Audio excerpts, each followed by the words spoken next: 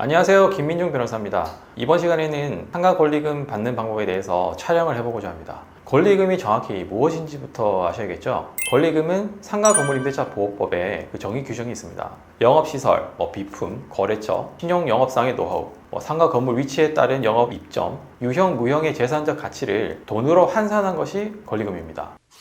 권리금을 임대인에게 받는 것으로 알고 계신 분도 계신데요. 원칙적으로 권리금은 임대인에게 받는 것이 아니고요. 임차인이 새 임차인에게 받는 것입니다. 물론 별도의 특약으로 새 임차인을 못 구했을 경우에 권리금을 임대인으로부터 받는다는 식으로 약정을 할 수는 있습니다. 즉, 권리금은 임차인과 새 임차인이 별도로 권리금 계약을 체결하게 되는 것인데요. 상가 건물 임대차 보호법에 의하면 임대인은 임차인이 권리금을 회수하는 것을 방해하지 못하도록 이렇게 규정이 되어 있습니다.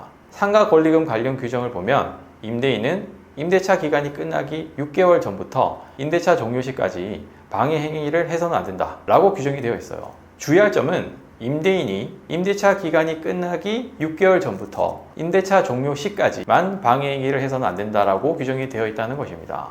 그러니까 7개월 전 또는 임대차 기간이 종료한 이후에는 임대인이 방해를 해도 위 규정에 따라서 손해배상 청구를 못하게 되는 것입니다. 그 방해 행위에 대해서 4가지에 대해서 규정이 되어 있는데요. 첫 번째는 임대인이 임차인이 주선한 신규 임차인에게 권리금을 요구하거나 받는 행위가 있고요. 두 번째는 임대인이 임차인이 주선한 신규 임차인이 임차인에게 권리금 지급을 못하게 하는 행위가 있습니다. 그리고 세 번째는 임대인이 신규 임차인과의 임대차 계약에서 과도한 보증금, 차임을 요구하는 행위가 있고요. 마지막 네 번째로는 그 밖에 이렇게 포괄적으로 규정이 되어 있어요. 정당한 사유 없이 권리금 계약을 체결을 거절하는 행위가 있습니다. 만약 임대인이 이러한 행위를 했을 때 미리 증거를 잘 확보를 해 두셔야 됩니다.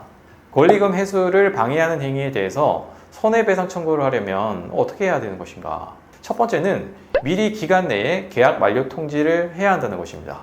권리금 계약은 기존 계약이 종료되고 새 임차인을 임대인에게 주선하는 것이기 때문에 미리 전 임대차 계약의 만료 통지를 해야 할 필요가 있는 것입니다. 그렇지 않으면 묵시적으로 계약이 갱신이 되고 권리금 주장을 못하게 될 수도 있습니다. 계약 갱신을 원하지 않는 경우에 꼭 계약 만료 6개월에서 1개월 사이에 만료 통지를 해주시기 바랍니다. 그리고 두 번째는 새 임차인과 현재 시세에 맞는 보증금과 월세를 조건으로 권리금 계약을 체결을 해야 한다는 것입니다. 현재 시세보다 훨씬 낮은 보증금, 월세를 조건으로 권리금 계약을 체결을 하면 임대인이 거절하더라도 손해배상 받기가 힘들 수 있어요. 그리고 세 번째, 기간 내에 만료 통지도 했고 시세에 맞는 새 임차인을 데리고 왔는데 임대인이 거절하면 어떻게 해야 되는 것인가? 기간이 만료가 되었고 임차인이 다른 곳에서 일을 시작해야 되는 상황이라면 법원에 미리 증거 보전 신청을 해서 권리금에 대한 감정 신청을 미리 받아두는 것이 좋습니다.